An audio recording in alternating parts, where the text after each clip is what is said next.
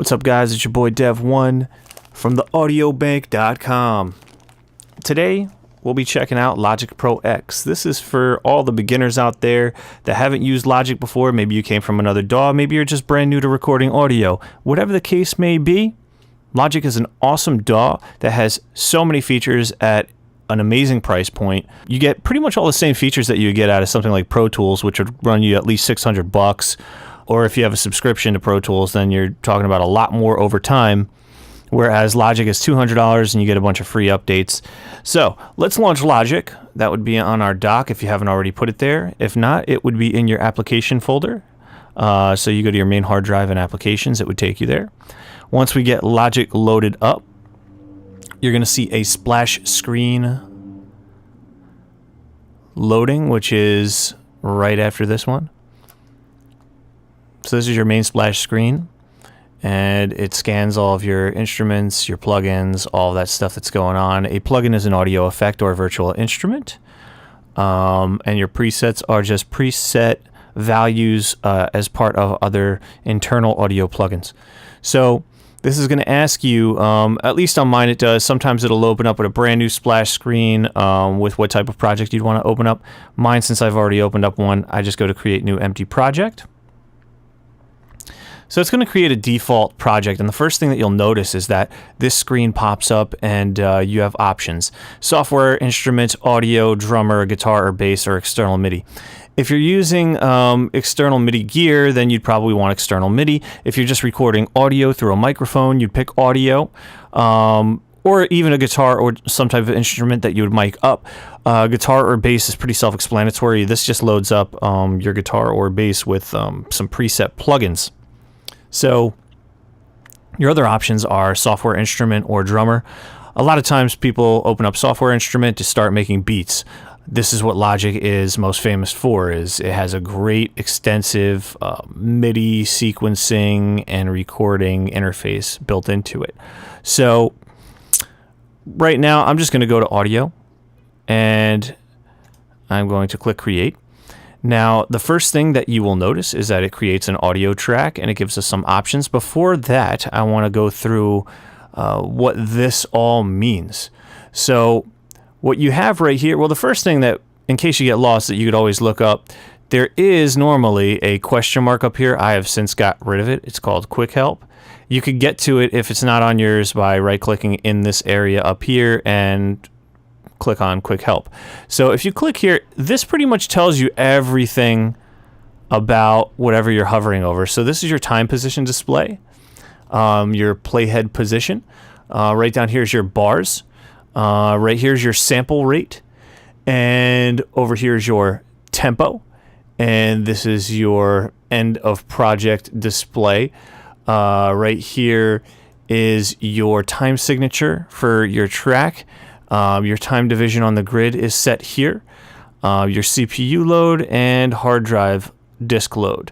So these things might not be loaded up by default, but like I said, by right-clicking and customizing control bar display, you could turn on and off whatever you want. You could save it as your default for whenever you load up a project. This is what I have saved. Normally, I record at a higher sample rate and a higher bit rate. I usually go at 96K and usually 24-bit or 32-bit float. Now, you're probably wondering what that means. Now, sample rate is basically a recording of amplitude over time. Your sample rate will give you, if the higher the sample rate, will give you access to higher frequencies theoretically. You don't need to go higher than 96K. I mean, 96 is really where pretty much all of the plugins tap out anyway. You will notice things do sound much more open on the mixing side of it. And then your bit depth, which is even more important than your sample rate, is basically the amount of amplitude that can be recorded. Theoretically, a higher bit rate or bit depth would give you more headroom in your track, which means in a 16-bit recording, you have 96 dB of total headroom. In a 24-bit recording, you have up to 144 dB of headroom. So mixing becomes a lot better that way. The more headroom you have, the better. Because on the end, on your master output, you could put on a bunch of plugins to give yourself essentially a master on your track and get your track set to, sound nicely on the way out when you're going to bounce down. You're probably wondering what bounce down means. What bouncing down is after you create all of your tracks, to export your final track so that you could listen to it, it creates out of all these tracks one stereo file. So it's two track stereo file. So you would do that afterwards by clicking up on File, and you could do Bounce right here, and then Project or Section. And that way, you could listen to your song afterwards, and it will save wherever you pick your folder for saving it, usually in the Bounces folder for this track after you create it. Let's jump right into this. So, right here you have your different options on your track. So you're probably wondering, what the heck does all this mean? This means record. This means your direct input monitoring. This is your solo. This is your mute. Solo means to listen to the track by itself when there's a bunch of audio happening. Mute is self-explanatory. It mutes this one track in particular. This record arm actually record arms your track so that you could see a level going in, and so that you can record audio. Your direct input monitoring for different interfaces may be important. Might want it on, might want it off. This will help you listen in real time what's going on inside of once you're putting audio into your session. So if you want to create another track, you can go to Track and then New Track, or you can click this plus button right here and create another track. In this case, let's go to software instrument. Once you create your software instrument, it automatically usually loads up a default. I don't have anything set up here. This information on the side right here, I'm going to turn off the quick help here. Right here is your region information and options. And you could do different things with these. I'll go over this in another video, but it's important. This has to do with input quantization, which is right here. Muting, looping, transposing, velocity. I can go through all these in another video if you'd like. Right here you have your channel, which is instrument 1. This is all pretty much irrelevant. You don't even need to really touch this for the most part. So we could just ignore that for now. Logic comes stock with a ton of instruments, which is awesome. That's what we love about Logic. That's what I personally love about Logic.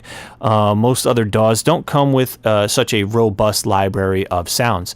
So in here you have tons of pianos here. You have tons of synths. You have all different types of instruments, and all of the quality is amazing of each instrument. The quality of recording. So you go into your synth library and you have all these different subcategories, and inside these you have tons of leads, tons of dubstep type instruments and EDM type instruments here. You have experimental sounds, strings, soundscapes, so much stuff inside of Logic. Let's load up a synth. So I want to go to EDM bass, and let's just go to bass waves. So this loads up our plugin, and in order to see it, this is our ES2 sampler, and this is what it looks like. And you would trigger it by playing on your keyboard. And these are audio plugins, so this is what's giving it its extra sound. So by opening up one of these audio plugins here, you could further affect the audio in different ways. And these things are pretty self-explanatory. The best thing I could tell you to do, without going into depth and making this video 20 hours long, is to play with each knob and listen to how it sounds after you've recorded whatever it is you want to record. You could also program these in a process called automation. You could get to your automation by hitting the A key on your keyboard once you've recorded your sound, and then you have access to these different lanes. That I'll go through in another video too. But let's just say you wanted to edit the automation on the delay or the Silververb. You can go into Silververb and see the different parameters in Silververb, and you could actually automate those so that they move over time. You get to your tools by hitting the T key, and you just kind of draw in what you want. And if we go into Silververb real quick, I'll show you. I'll do this in another video more in depth. But if I play it, when we go through here, you will see the knob moving by itself. So that's the information that I programmed in by itself. So that's totally possible, and it's great for, I recommend it for pretty much every project that you do. You always want to record automation or draw it in, whichever you prefer. So going back a little bit, up here you have a cycle region area, and basically this is like your loop points. So I just got out of automation by hitting the A key. I usually do a 4-bar to 8-bar loop, and if you are unsure about what you want to play, then you can always go to your loop library on the right hand side. Apple gives you a ton of loops that you can use, and you can throw on pretty much anything here. And you can just drag it in right from the side, and it automatically puts it in time with the track. If you wanted to keep that going, you have two ways of doing that. You could either pull it on the top right, which loops it, or you can duplicate it by, well, first I want to get back to my other tool by hitting T and T, which is my pointer tool, holding Option, clicking it, and when you see the plus sign, drag over, still holding Option, and then let go of the click, and then let go of Option. That will duplicate it. This way, if you wanted to change it, you could always change this to another one, and you can always edit it and it not affect all the other ones, because if you do it in loop, it will affect all of them. We essentially have a loop here, which is pretty cool. We could always add drums to it. There's two ways to add drum kits. You could look for a drum loop, or you could add a drummer track. I think I want to do a whole nother video for drummer, but just to show you what it does quickly, you can click on drummer here, and it loads up a drummer track. So when we play it back, you're already going, and you can change and edit fills. So let's close our loop browser. You can push up your fills. Something else you'll notice is that it automatically renders a wave preview. So if I click here and split it by the playhead, so right click, split by playhead, it will automatically change the wave preview to show the fill at the end of the waveform. So if I play it back, you'll hear what I'm talking about.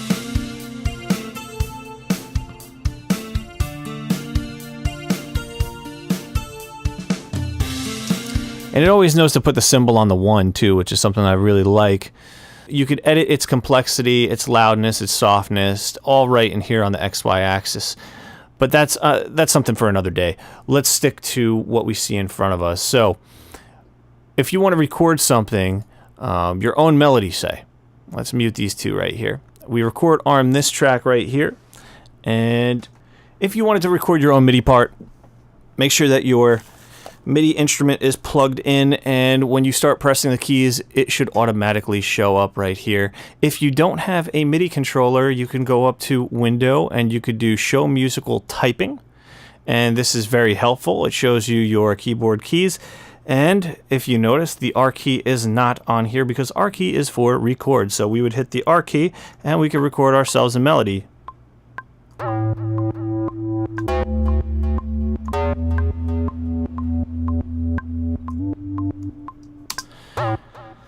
Now, I recorded myself a little bass line here, and basically I am way off with everything, and I'm not sure which one of these keys was my lead. I'm thinking it's... no.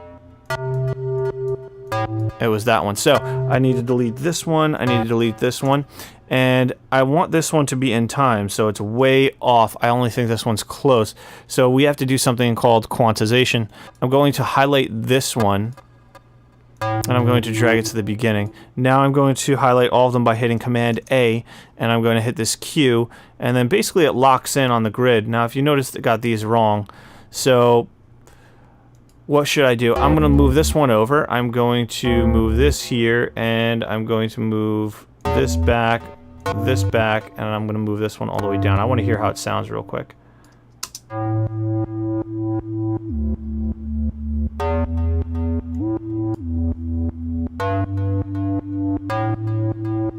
Okay, so I wanted to move this halfway through that bar, and I want to probably move this one to this bar and this one over here, and now we can listen back.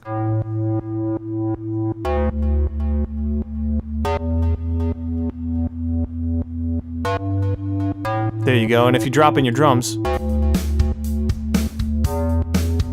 but you'd probably want something more electronic anyway. But that's how to record a basic loop.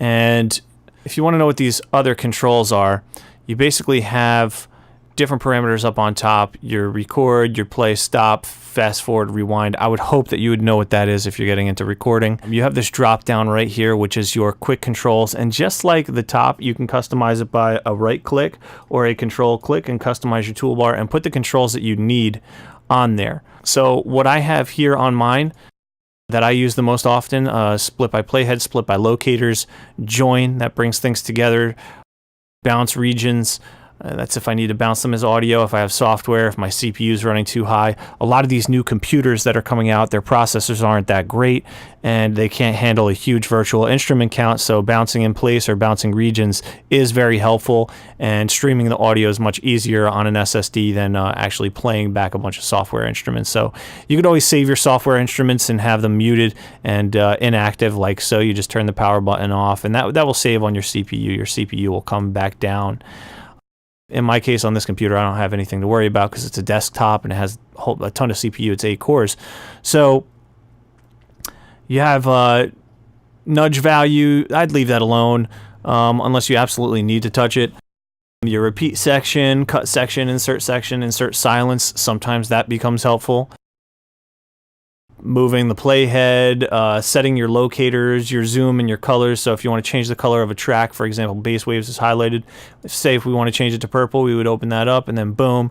The other way we do that is by hitting Option C on the keyboard, and that will open it up and you can get the same effect. It will only do it on the highlighted one, so if you wanted to do across the whole track, you'd have to open up your mixer window, and what you do is over here, either right click and then click Assign Channel Strip Color. Do it that way, or you could do, I believe you can do Option C again on that one. Let's just see if it works. Let me close this and see if it opens up. Yeah, it doesn't work on the mixer level, just on the region level. But here on the mixer, you have to right click, and then you can assign your channel strip color.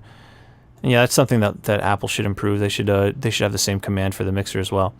And once we have that, let's just say it's not matching, we pick red instead.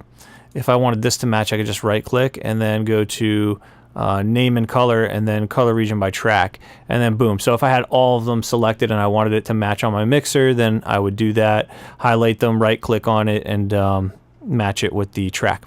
We went quickly through all of these quick controls down here.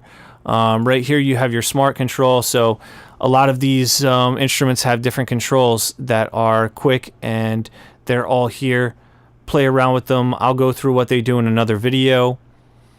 Right here's your mixer, the same thing I did before. By hitting X opens it up. You could also go to Window, Open Mixer Window, and then you get a full comprehensive view of your mixer.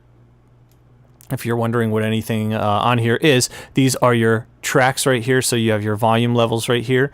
It shows your total decibel level when you're putting sound through it. This is your pan knob, so you could pan left or right, and that puts you wherever you want to be in the sound field. And this is your groups, if you have groups set up. Your automation mode, so I have them all set to read right now. They have different modes. I'll go through in another video. Your sends. Your sends are, let's just say you didn't want to put a reverb on every channel. You can create a reverb send by clicking on one of these buses here, creating one. And once my bus is created, I can go to, say, reverb, and we can go to Space Designer. And now anything that I put through going to bus 3 will have the same reverb, and we can control the amount of the track we want to send to that reverb here, as you could see. These are fully automatable as well. So this is your plugin area, your audio effects, it says. This is where you put all your plugins. Your inputs is are, depending on the type of interface that you have a certain number of max inputs and outputs. So on mine I have I believe 16 in and out. Most common ones on the market are usually 2 in, 2 out, like a Focusrite, Scarlett 2i2 for example, where you have 2 combo jack inputs on the front and 2 stereo outputs on the back. That's really all you need to record. But if you are into more hardcore stuff, then obviously you might need more inputs. And in that case, there's a whole bunch of different styles of interfaces and with different I/O as well available to you with different quality and different feature sets. So they're all good. Some better than others. A lot of it's really just opinion.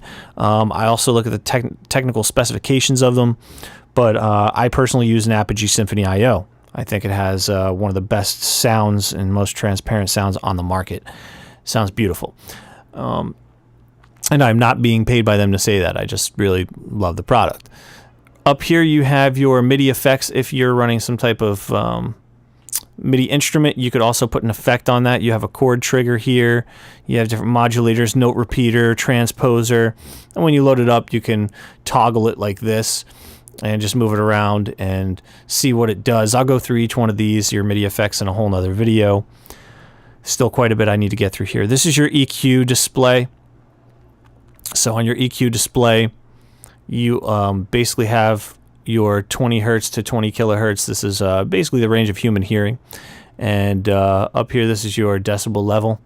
Notice it's not going very high on the scale. You never really want to exceed, I mean, I think 10 dB push is kind of crazy, but I try not to exceed 3 dB on anything, but with different things, sometimes it's necessary. You experiment, see what you like. There really are no rules. It really comes down to the sound at the end of the day. That's what I always say. And you turn them off by clicking on it and then going up to no plugin. These are settings if you have a special channel strip settings saved, and you can go in here and load it up. And up here's your I/O control. So on here we have it set to mic, and I have my 48 volts here. You have your high pass, and you have your input level, and you also have a phase up here as well. And that's for another day as well, because that is that's for if you're multi-miking and things you're having phasing issues. That's something I'll go over in a whole nother video. So let's close out of the mixer. We don't need that up there anymore. I like to have the low latency button up on top. It really does help out in case you are getting any type of latency. It is a lifesaver. Right here you have a tuner, so if you have like a guitar instrument, like on an audio track, if I have a guitar plugged in and I put on my tuner, this will pop up and I can see exactly what key it's in, and we can tune our guitar properly. And you can change the tuning from 440 to pretty much whatever you want, but the standard tuning is 440. So this is our count-in right here. It gives you the 1, 2, 3, 4 when you're recording. And this is our metronome. So the metronome just clicks when you're playing. So if I click that off, you should be able to hear it clicking. Click, click, click, click. So that will go along with the tempo of the song. This one is 120. And up here's your master level. And you can take this off if you don't want it up here. I like to have it up there. And then you have a notepad. If you write lyrics, you can put it right here in the notepad, saves with the track. You have your loop library here, and then this is your media bin. So if you wanted to drop in a movie or something like that along with your music, you could do that right from here. The only other thing I could pretty much go over is how to connect your audio interface. Most audio interfaces out on the market are USB. It's now going to Thunderbolt for Mac users and some Windows users too, but the vast majority are USB. So like I said, the most common was the Focusrite 2i2, and that one is class compliant, which means that there are no audio drivers. You just plug and play, which is beautiful. So you should just be able to plug it in, and then if you want to find your audio interface, you go up to where it says Logic Pro X, Preferences, and you go to your Audio tab, and it automatically opens up, and then you would change it to Focusrite Scarlett 2i2. And then your buffer size, when you're recording, you want a low buffer. I wouldn't go all the way down to 32, but maybe 128 or 64 if you have a high processor computer. But 128, 256 is usually good. You'll notice that you need to put up your buffer if you're getting some staticky sound when your audio is going in. Your recording delay, I keep mine at 0. I don't need it with mine, but we would have to do some math if you wanted to find out what your round trip latency was and offset it. It's not necessary in my case, so I'm not even going to get into that. Your processing threads, I usually keep mine to automatic. For processor buffer range, I keep mine on large. Large or medium is okay. Multi-threading is on playback tracks. You could always put it on playback and live, but I find my performance is the best when I do it just on playback tracks. And your rewire behavior, I usually just keep mine on off, but if you're rewiring a bunch of different apps in with Logic, then you might want to put it in live mode. But otherwise, just keep it off if you're not and you're just using Logic Pro by itself. We can go through the rest of these tabs another time because I'm sure there's a topic for each and every single one of these. I just wanted to help get you started. Once you have your track and you have your music and you want to save it, go up to File and you click on it and click Save As and save your project. I don't like to save them as a package because sometimes, especially with SSDs, I did notice that if it corrupts during saving, you'll never be able to open it up again. So I save it as a folder and I just click all of these and make sure that it's all saved into my project folder. And I don't have to create a new folder because once I type it in, it automatically creates a folder and puts the session and all of its resources into it, which is beautiful. And you can save it wherever you'd like on your computer. Aside from that, I already went over bouncing down, but we'll just go over it one more time. So if I wanted to bounce down what I have right here, the 4 bars I have, we could always drag that out for tutorial purposes.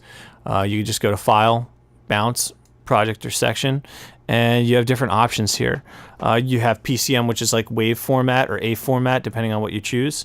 And the CAF is like an Apple format. You don't necessarily need the CAF on there. I just like wave and AF is fine. Your sample rate that you want to bounce to, so I would keep it the same as whatever I recorded in. Your file type, which basically is stereo interleaved, keep it on interleaved. Split would be if you need to send out multiple mono files, but most people don't use it. They usually use interleaved. Dithering is if you want your tracks to be a little bit louder. Dithering adds noise to the track, which actually creates a little bit more room for the track, so you could push it up without seeming to lose some off the top. I don't necessarily use it. I usually send my stuff out for mastering, or I'll bring it to a friend's for mastering. I just keep it on none and give myself headroom on the end and make sure that my level's pulled down over here. Real-time bounce to me seems, maybe it's a Jedi mind trick, but real-time bounce seems to sound better to me. But if you have a lot going on and it can't really bounce good in real time, just do an offline bounce, that's fine. Your other options are MP3 or burn directly to a CD or DVD, or an M4A, which is an AAC Apple lossless encoder. I would just use either WAV or MP3. That's all I use. And with the MP3, I like to put it up to 320 kilobytes per second. It sounds better. The other stuff, it introduces audio artifacts. It sounds a little crunchy. It sounds a little weird. You could use variable bitrate encoding if you want. I don't. I just leave it as is. Use best encoding. Filter frequencies below 10 hertz because you're not going to hear them anyway. Joint stereo, which is like interleaved, and you could write an ID3 tag and then put in all your information on the ID3 tag. And that way, if you share the audio file with anybody and they put it on their computer or they use it, then all of that information is on there for copyright purposes, which is always good. And you could add it directly to your iTunes library. You could also normalize the track if you want. I keep this off generally. Overload protection is usually good too, but I keep it on off because I give myself enough headroom on the end so nothing is problematic. Nothing is clipping. So that's pretty much it. Once you do that, you click OK. It's going to bounce down, and then it saves wherever you want it to save, usually into the bounce folder of the session. But that's it for getting started, guys. If there's anything that I left out, I will cover it in another video. And if you have any questions or comments, please leave one below. If this video was helpful for you, please give it a thumbs up. And if you want to get more of my tutorials and notifications, click on the notification button and subscribe to my channel. I greatly appreciate all of you checking it out. Once again, this is Dev1 from theaudiobank.com.